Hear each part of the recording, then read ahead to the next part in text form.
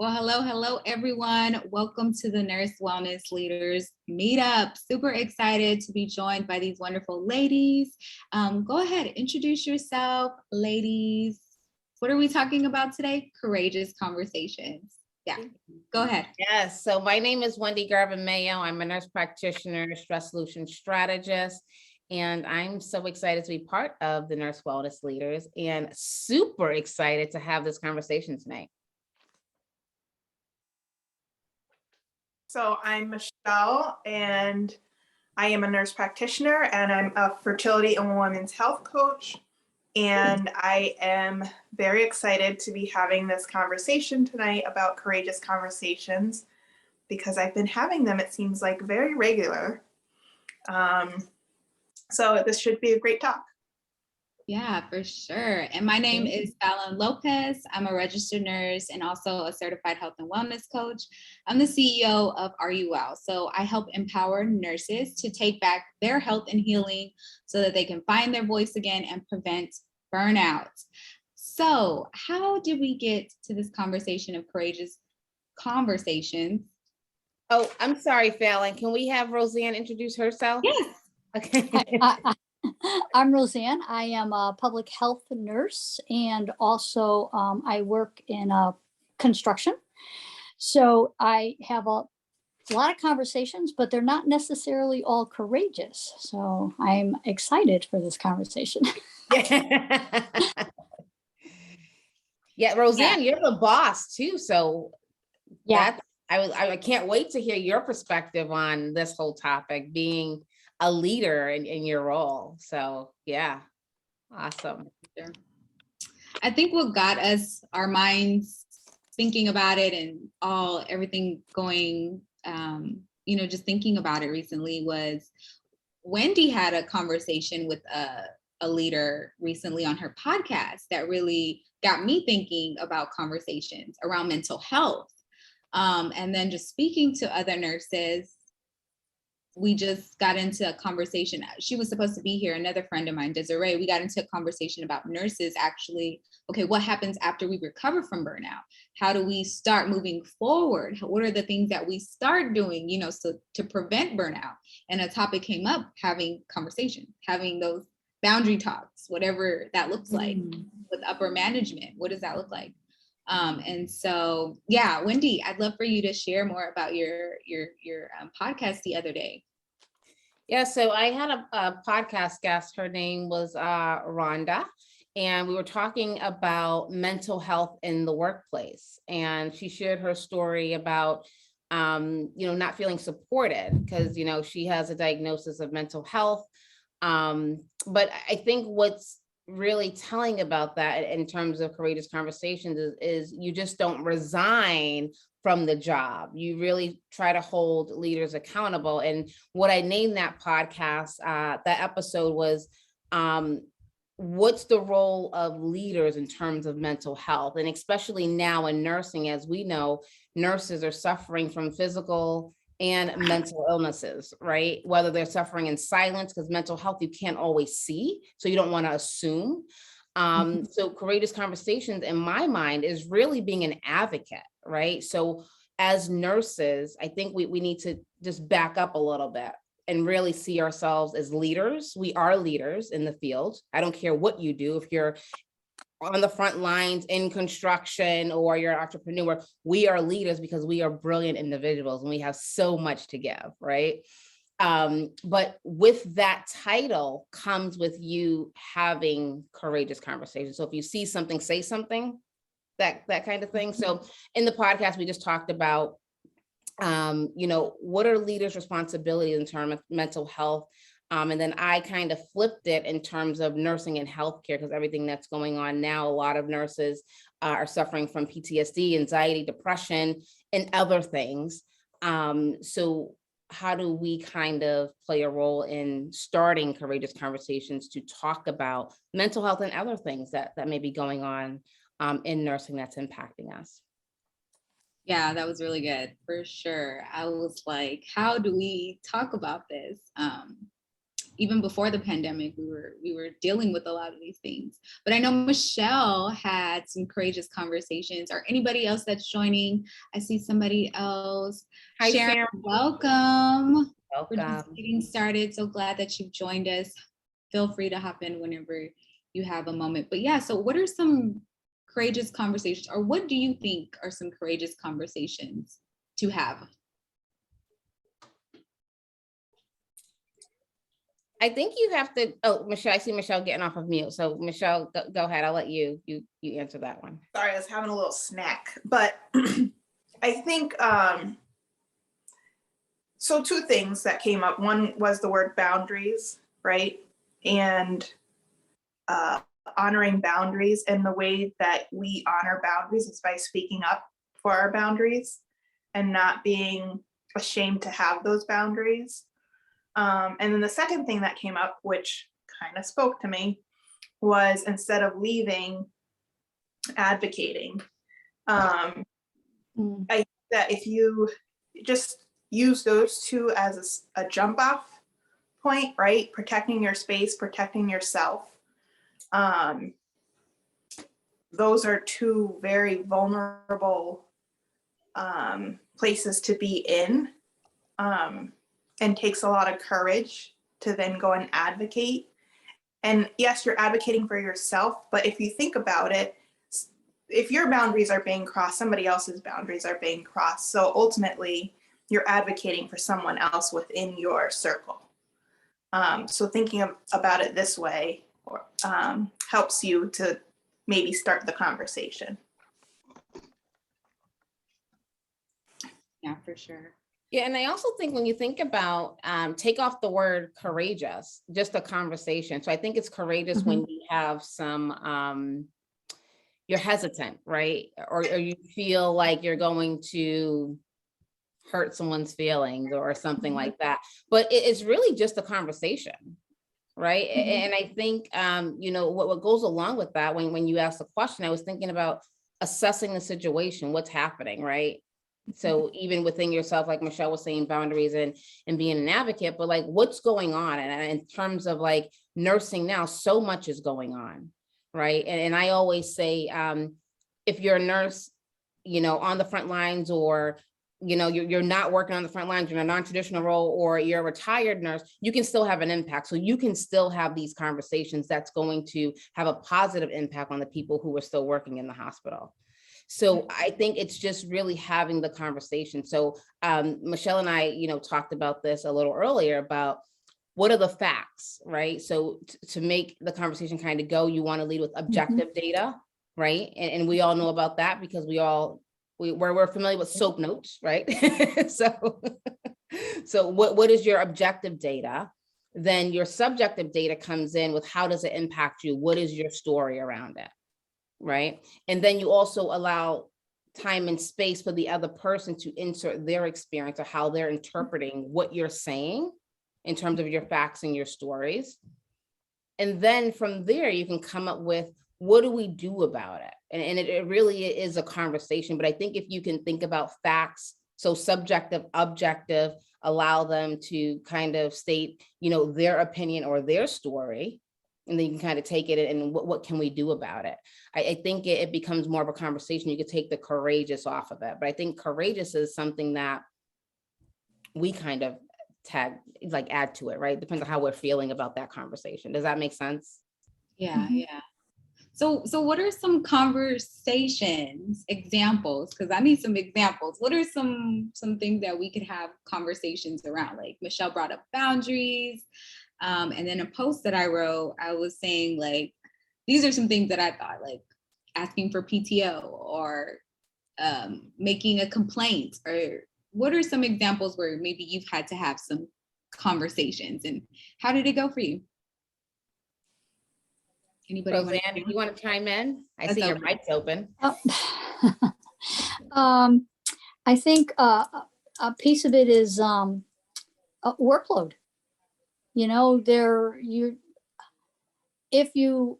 If you don't set a boundary and if you don't say stop, it'll just keep piling on and piling on and piling on. So it's it's being sure enough of yourself and truly courageous to say, no, I can't do it. And that they have to find someone else to carry some of that load, because they will, it's a form of abuse, because, it doesn't stop unless you stop it. So I had to have that conversation earlier today.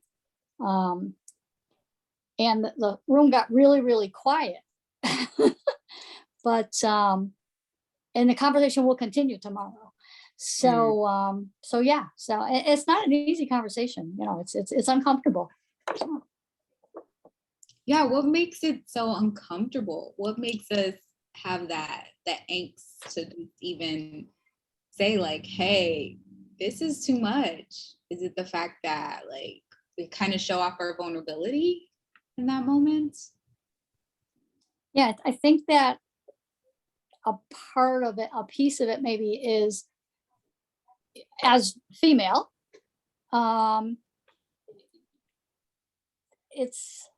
there's almost an expectation that, well, you carry the burden, you can carry it all. And there's that it's okay, and when you're, for this piece, it's, I work in a male environment.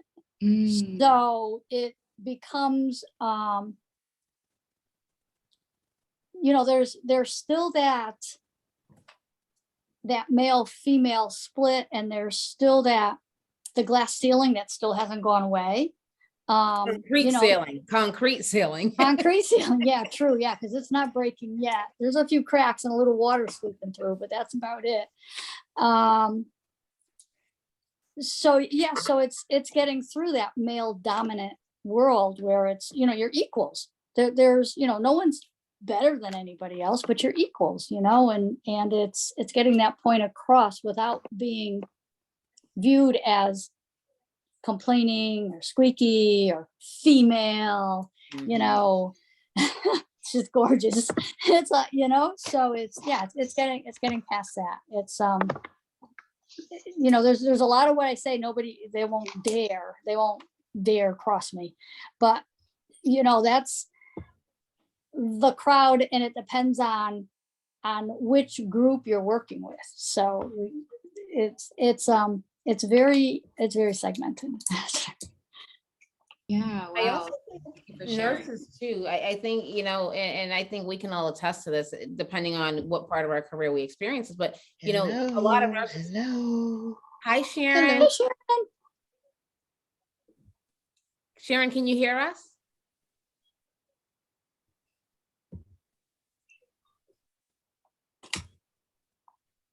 I'm just gonna put, we can hear you.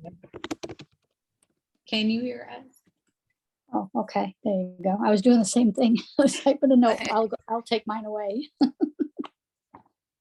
Yeah, I mean, I definitely, I'm sorry, go ahead, Wendy. Oh, no, I was just gonna say, I think as nurses too, like even now you hear nurses, PTO. I think someone said about advocating for PTO. Yeah.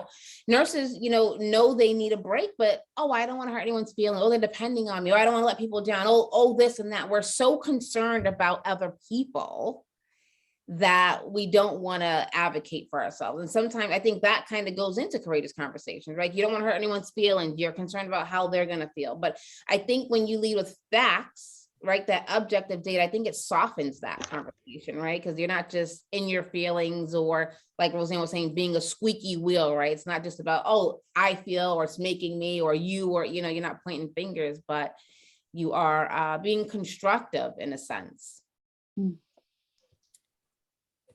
So, yeah, for sure. I think that whole like coming with the facts and being objective and then leading with the solution, I think that's powerful. Like just having that kind of like that run through, instead of, because some of us, we get stuck at just like, this is how I'm feeling. This is what's going on. I'm going to quit, like how we were saying earlier, like I'm done. Nobody likes me here. I can't work under these conditions.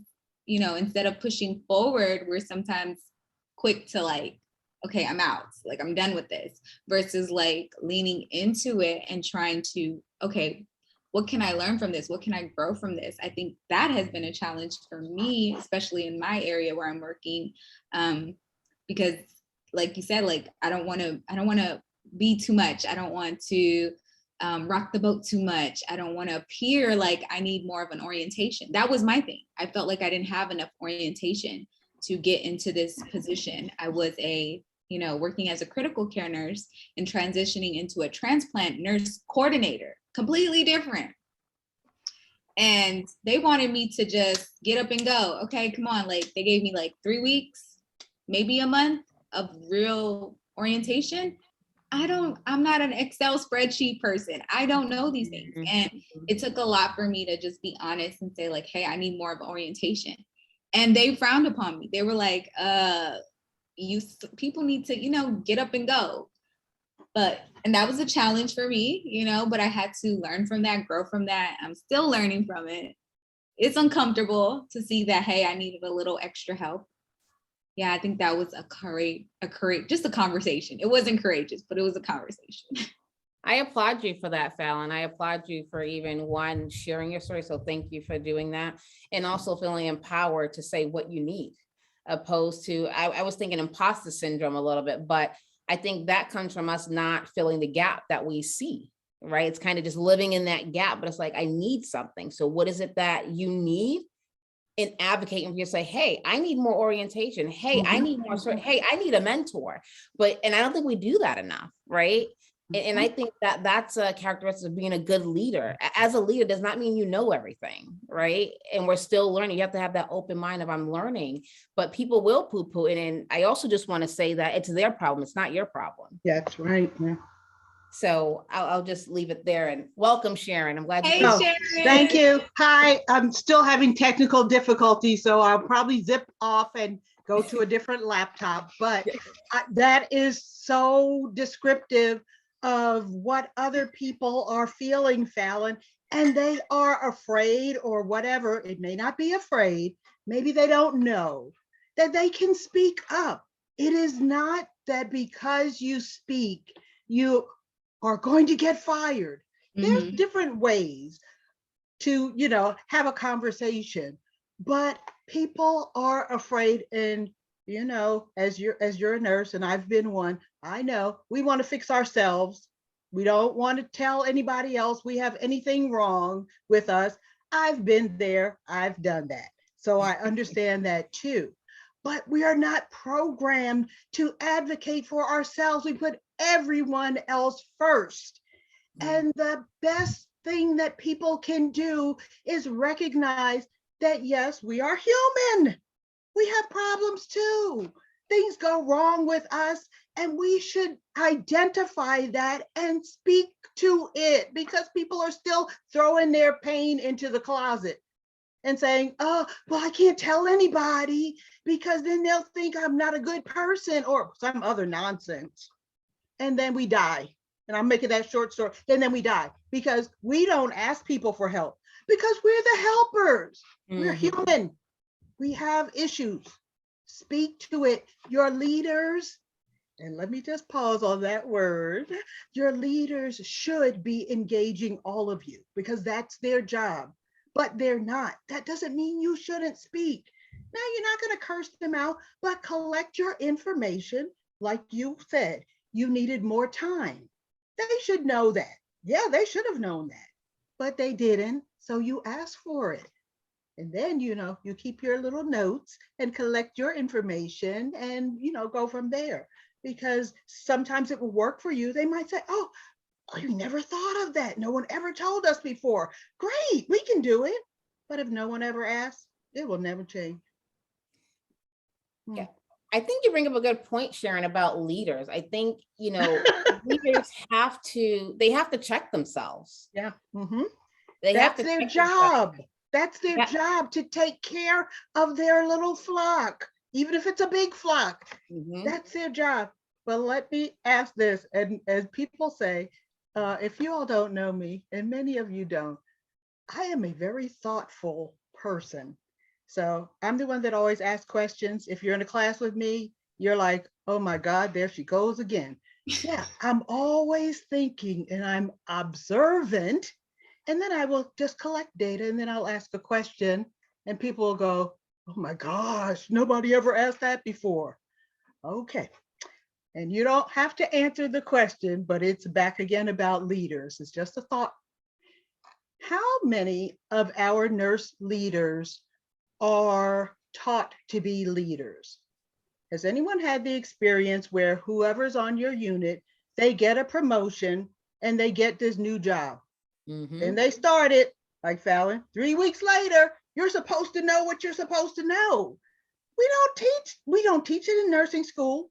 You might have a class. I remember having, when I was a faculty, our administrator taught leadership program. It was the last course of the final semester of the courses, really. And the nurses had to come back in the evening and they were like, ugh. And she couldn't tell them anything about what she had done because she wasn't working in the clinical. So they all sat there. They didn't know a thing about how to get a job, how to complete an interview, what choices to make, what book you could even read about leadership. So they all went their own way. Who learns that in school? You don't learn leadership anything. And then you go to work and your work job is tasks. They don't want you to think. So you do your little tasks. Then, 2 years later or 6 months later, you ask for a promotion. They give you a promotion. Now, how do you know how to be a leader? As my kids say, Mom, is that a rhetorical question? So how can you be successful?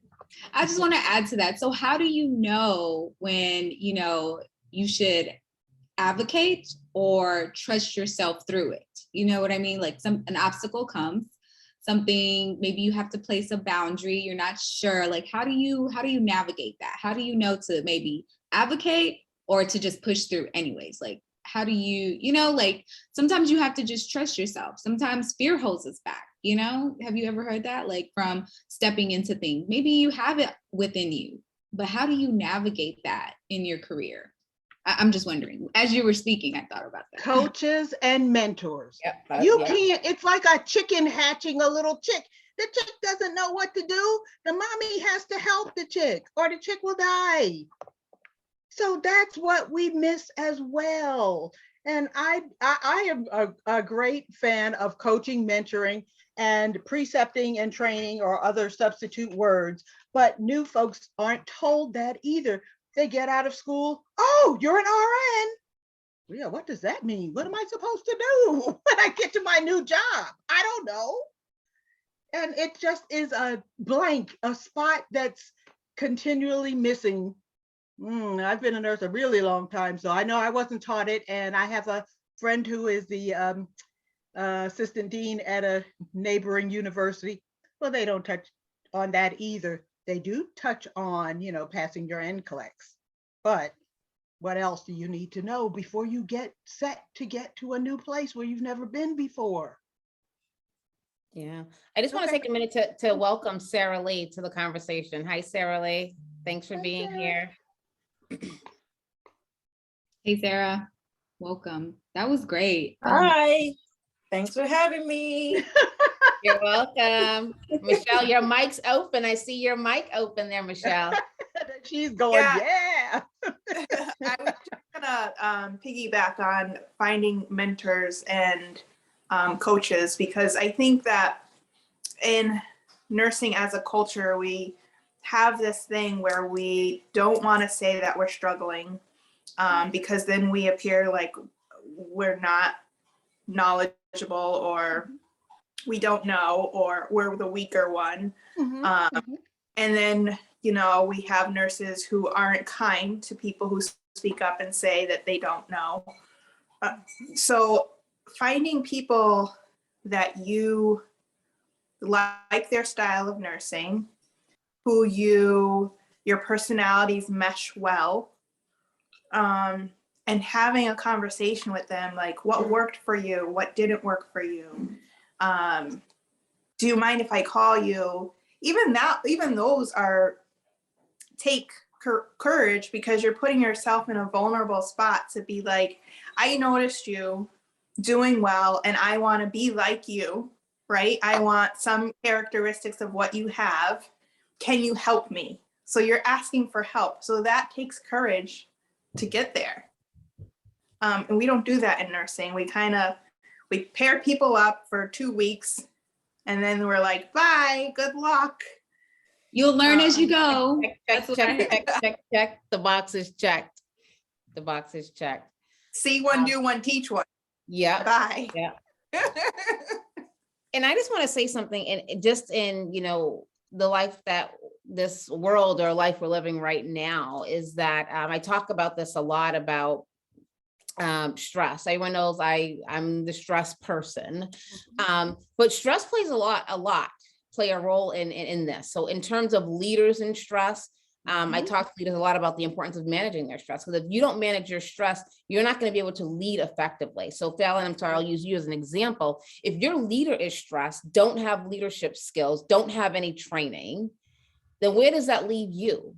Right? So like you said, oh, you should be able to do this, right? So I think they have to work through that. So even leaders need to figure out what's going on with me, where are my gaps, and how do I need to fill my gaps in order to be a better leader to the people who are looking to me to lead.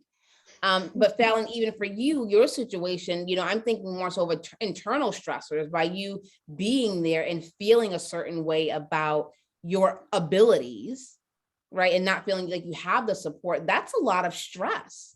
And that's one reason that people are leaving jobs, not only nursing, like the Great Resignation. I was looking at some research on the Great Resignation and surveys, and all of the things that the participants said were all external stressors, things that we can't control. So really understanding that too, what can you control and what can't you control, right? And people, you can't control your leader, but you can have a courageous conversation to bring awareness to what's going on. Yeah, that's so true. I had to have the conversation and just let it be. Like, not try to people please. That was another habit. I don't know about y'all. Not try to smooth it over. Well, it's okay, but maybe I need just 2.5 more weeks, try to smooth it over. So that's so true. But honestly, after that conversation, I feel more confident. I feel more courageous. I feel more like, okay, I trust myself. So Sharon, you're moving. Yeah. Oh, there you go. Oh, no. Oh.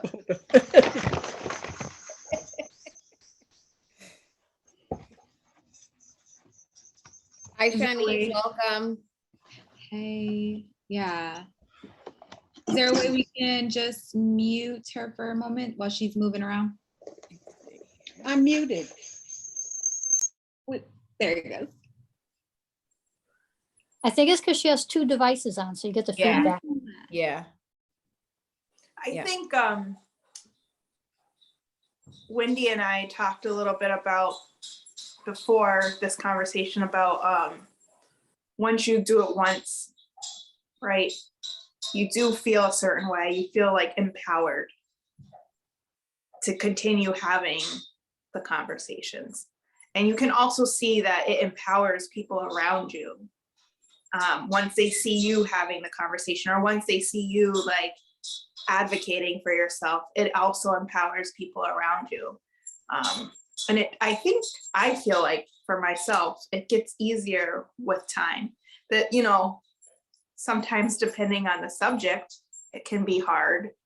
But that at the other side, you're gonna feel different. You're gonna feel some relief. So if the way to get to the other side and get to relief is to have the conversation, sometimes you're just like, you know what, I'm just gonna go have this conversation, gotta do it. It could be messy. It could be just, out there. But I think reeling it in a little bit also hey, let me pause and get it together. Like Wendy said, in the beginning, it could be a little messy. But then now Wendy gave us this formula. We can kind of get it together, formulate our process. Okay, now what do we want to do? What are we going to do about this together? I think that's awesome. Michelle, you said something else as well about checking yourself before you have the conversation, which I thought was very powerful, because I think many times we let things build up and then that conversation goes south real quick.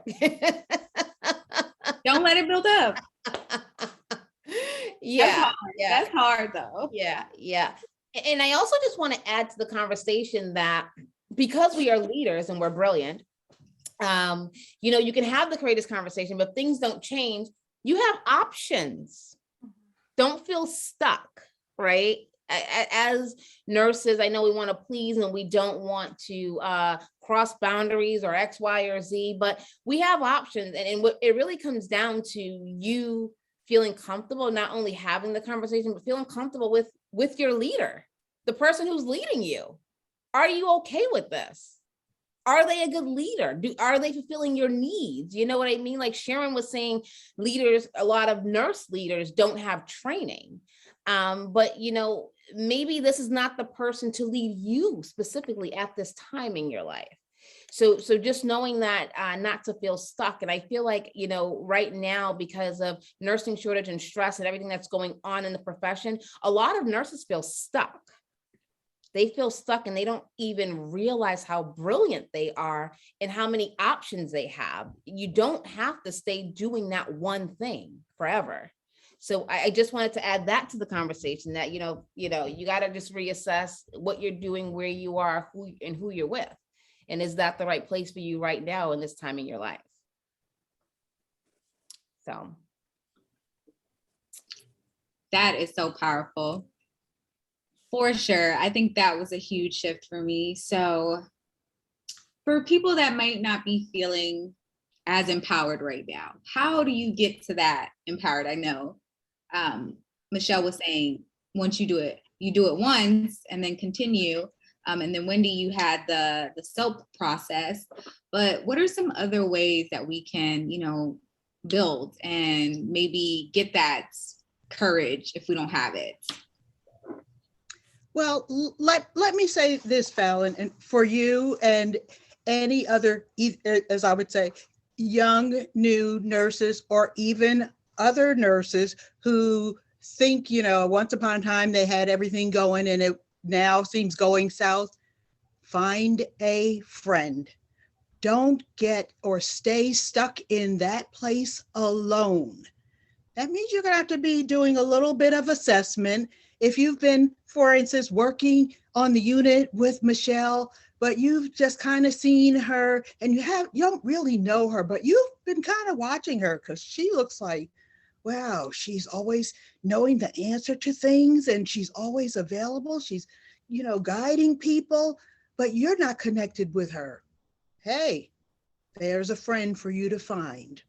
Don't stay stuck. The same for your leader. If you talk to the leader, male or female, and you're not connecting, there are people who've been here before, who've done this before. And as I might say, and Wendy might know this, and we know the game. So that's another thing. So but would you you're not going to run up to everybody and just share your whole story. You're going to have to do your little, I think she's okay. Maybe one day I'll see her in the lunchroom and I'll ask, Michelle, can I talk to you about something? And she'll say, hey, yeah.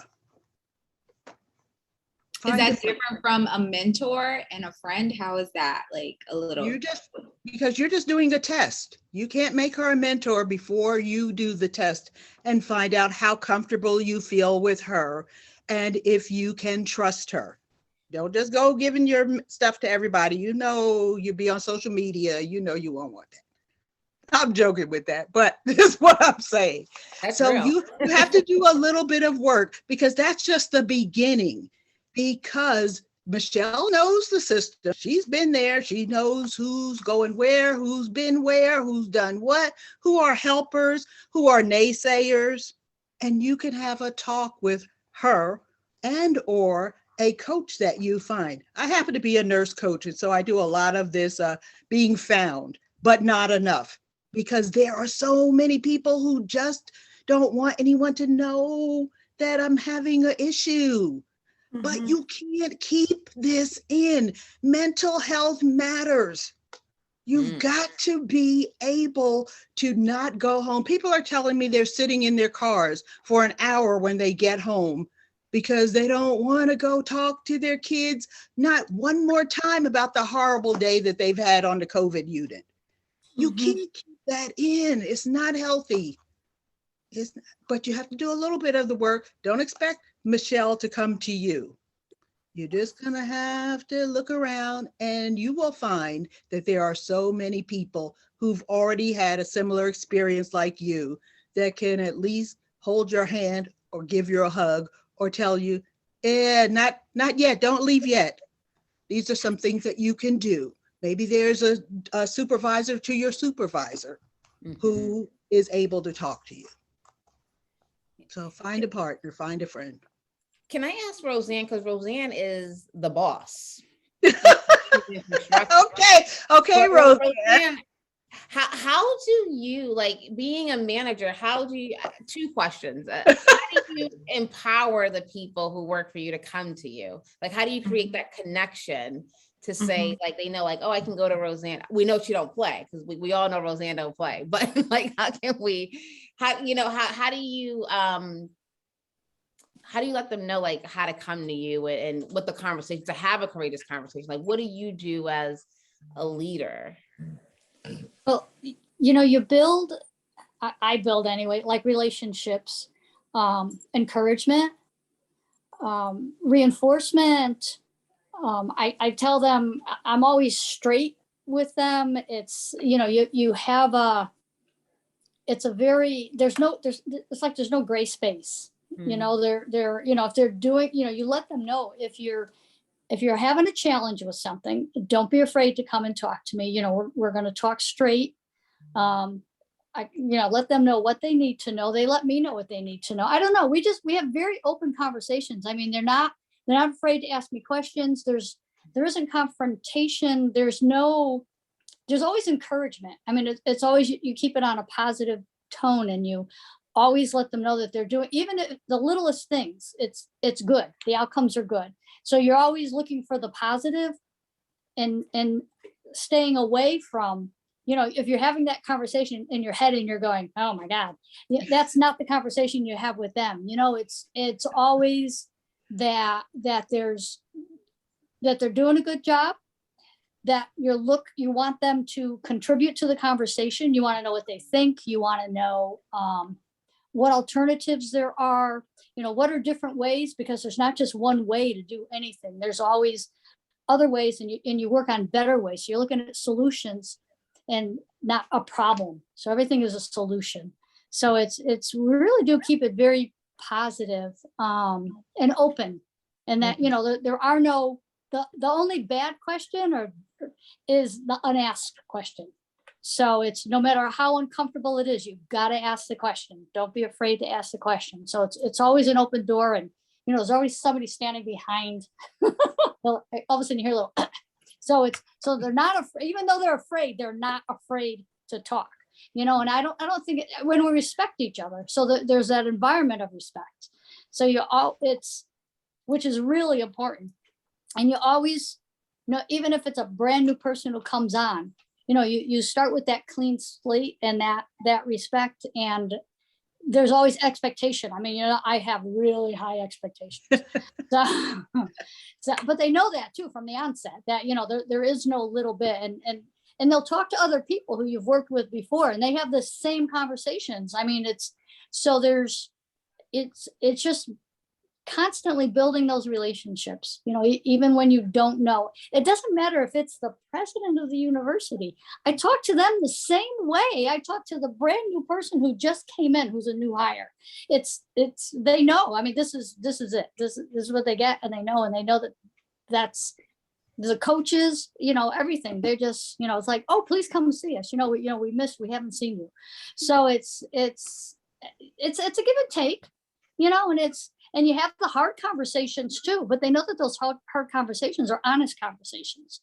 So it's not to be negative or poke at them. It's to encourage and to build and to give them avenues and So opportunities, for improvement. So it's constant. Yeah, I don't know. That's just, I don't know everything. So I ask them, I don't know. I tell them I don't know. Because nobody knows everything. There's always something new to learn. I tell them, so they're not careful, they'll learn something every day. So yeah, yeah. That's a sign of a good leader. I love that. She's building those, I hear her saying, Roseanne, I hear you saying building those safe spaces. yes, yes, yes. And that's really important. That's really important. It's building, building, building. And that's what Roseanne is doing, building, building, building. Yeah, for sure. And I liked what you were saying as well, Sharon, just to go back a little bit to what you were saying about you have to do the work to get those friends, to make those allies, to have those mentors.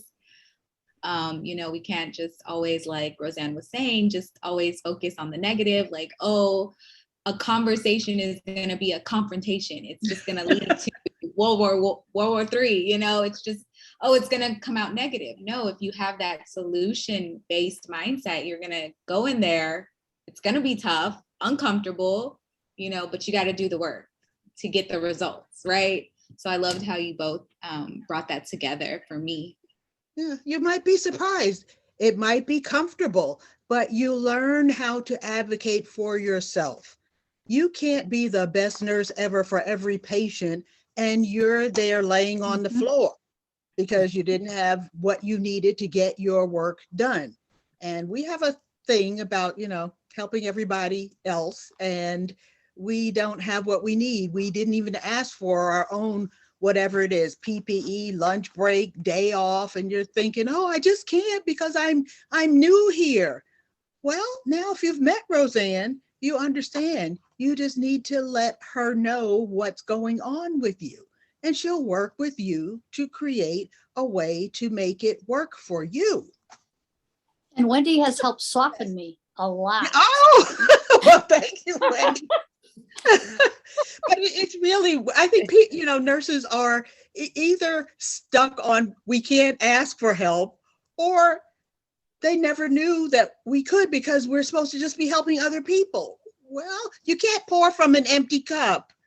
Right. We do all the time now. We can't pour effectively. We pour. Right. Yes, we pour. Well, when it's empty, it's empty. And I can tell you my own story about that. Yeah, that's not a good thing. We just keep trying to do for others. So we need to make sure that we take care of ourselves. Yeah. Can I just add something to the conversation really quick? I know we're talking about courageous conversations in terms of employment, but I also want to just insert courageous conversations in our personal lives. So the people in our lives, sometimes we need to have courageous conversations with. So this is not just that work or, your manager or your coworker, but, your boyfriend, your husband, your friends, your parents. So creating those boundaries as well, I think is really important. Courageous conversations is a life thing, not just an employment thing. I even want to add to that part that it go a step further. To have courageous conversations with others, you got to have that courageous conversation with yourself. Just how are you doing? Check in with yourself. What's going on with you? And I think just being honest with, like, hey, I'm on low today. I'm feeling low today, but how can I get filled up? How can I, still having that same, solution-based mindset. I'm tired. I'm exhausted. I'm feeling insecure. Maybe I'm feeling a little intimidated. Maybe that's why I can't have those conversations with my leadership. Maybe I'm feeling like I'm not enough. I think having those conversations with yourself first then opens the door for having it with others. Mm-hmm. Ooh, that was a good one. This conversation with self. Okay. Gotta check yourself. I'm trying. And I want to say something that my mentor told me the other day. It's about showing up. So even like in this space, so, we sent this out to, everyone, right? Everyone was invited, but taking opportunities like this to show up at the table. You just never know what you're going to learn or who you're going to meet. right? So really taking those opportunities. I know people are zoomed out or whatever, but you're not zoomed out if you're engaged. Like right now, we are all in our own homes all over the place, but we're having a conversation and we're all going to take something from this discussion tonight. So I encourage everyone to show up, take the opportunity. If someone's inviting you to something, show up. I mean, show all the way up, like be present, engage, because you just never know what you're going to learn or what people can learn from you. I always tell people, you have something to contribute to every conversation, right? So many times we show up and we're not showing up. We're here, but when, you know what I mean? But like, you just never know what someone can learn from your experience. So I just encourage anyone who's watching this on the replay to, show up fully and engage, because you have something to give. You have something that can help someone else. I think Lisa Nichols said it, your 10 is someone's 3, or your 3 is someone's 10, right? So like, your low, it can be someone's like high, be someone's transformation, someone's pivotal point. So just show up, engage, because someone's waiting on you. You know what I mean? So I just wanted to say that. Very well. Yes, that's so true. We all have something to bring to the conversation. We all have our unique perspective. I love that, Wendy. So true, for sure. So we're almost to our ending point. If anybody else wanted to add to the conversation, I know we have a couple more ladies, Shan and Sarah Lee. Anything you'd like to add to the conversation? How have you had courageous conversations? Anything that you learned? Any ladies? Any aha moments?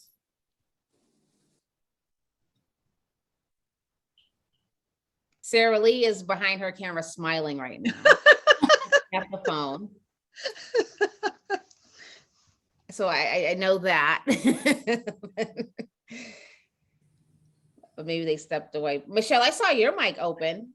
You opened up your mic a little while ago. I wasn't sure if you were going to say something. It's it's gone. Certainly smiling. Sorry, guys, sick, but good. I'm glad that you're still here. I hope you feel better.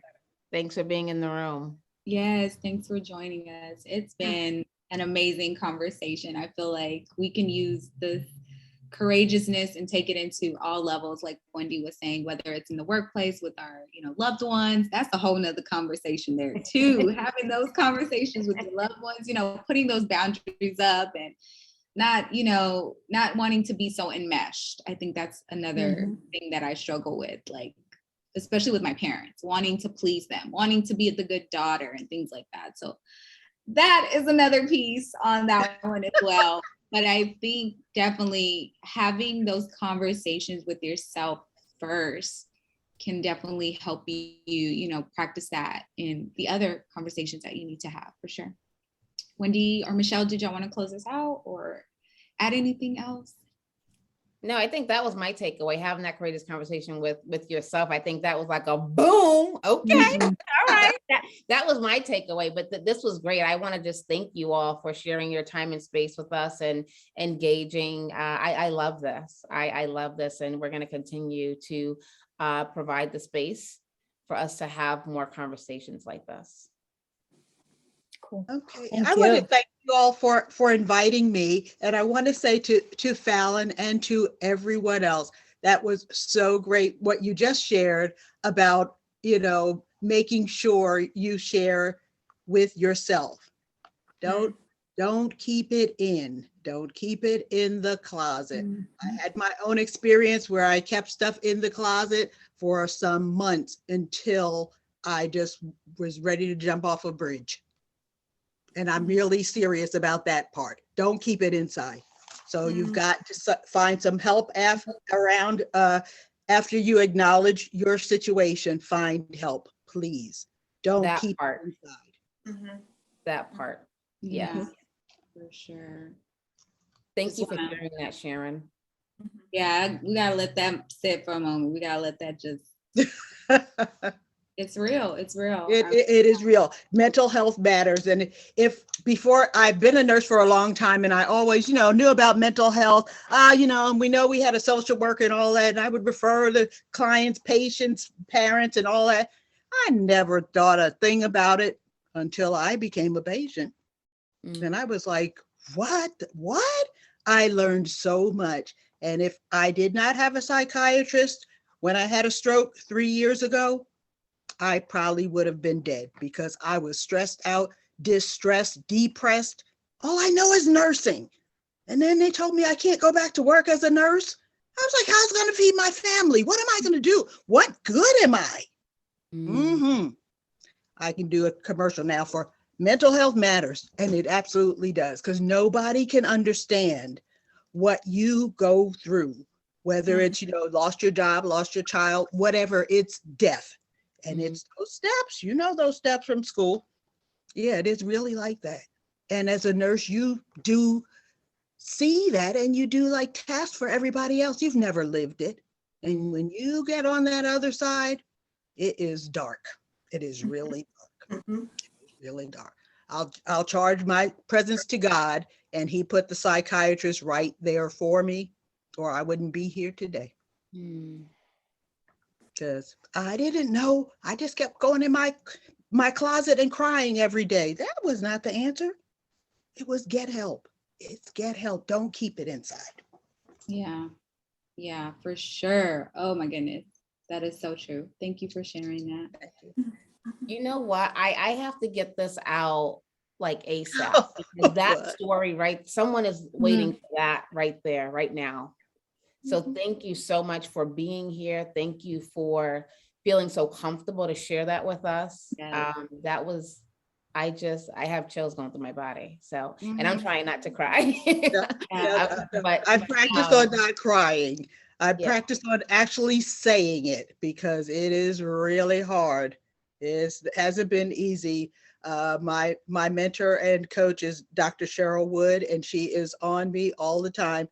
Sharon, you need to tell the story. You need to tell the story. And I'm like, no, I don't want to tell the story. And she gives me that same, Wendy already said it, about Lisa Nichols and your 3 and your 10. Yeah, someone needs it. Someone needs it. And that's what she keeps telling me. So I can tell others as well. Once you even get the courage to tell yourself what it is, don't keep it inside. You can't fix it. You can't fix it. Whatever it is. Wow. Thank you, Sharon. Love you guys. Thank you again for sharing with me. Yeah, and we hope to see you next month. Okay, I have to check. Apparently I've missed that. Okay, Wendy. I'll check. You didn't miss anything yet. Nothing. Okay. All right. We want to make this a monthly, thing for sure. A safe place for us nurses to come together and just talk about the things, like not even just career, like what do we need to really thrive and succeed? So it's definitely. I say passion, purpose, and power. You've got to find those things, and you've got to identify them, and then you can start moving. You have to recognize it's what's in it for you. How'd you get here? Why are you a nurse? Everybody has a story about that. And where are you now? And where will you be tomorrow? You've got to acknowledge those things, and find a way to move forward. That's either with a coach, by yourself, but to identify the problems, but to get started on the solutions, as Roseanne would say, you've got some Roseannes around. So there's lots of people out here that can help you. You just don't know, because sometimes nurses aren't looking up. We're hiding from, being found to be unworthy, not valuable, all those other words. And the pandemic hasn't helped that, but it's my goal really every day to save a nurse's life. And really that's save a nurse's life. We can do it together. We're a family. We're a family. We can't leave anybody sitting outside. Absolutely. Exactly. Help each other. Yes. Awesome. Yes, I was just gonna say thank you all ladies for Thank showing you. up. Let's stay connected. If you're not connected to us on social media, you will be getting the replay in the email. So definitely look out for that. Share it with a friend, invite friends, invite others. We want to have this monthly gathering. And again, you can follow Michelle, Wendy, and I on social media, Facebook, Instagram. That way we can stay connected and pour into each other. Okay. Yeah. And keep up the good work, Thank everyone. you. Keep up the good work. Thank All you. right. Have a good night, everyone. Thank Bye. you. Good night.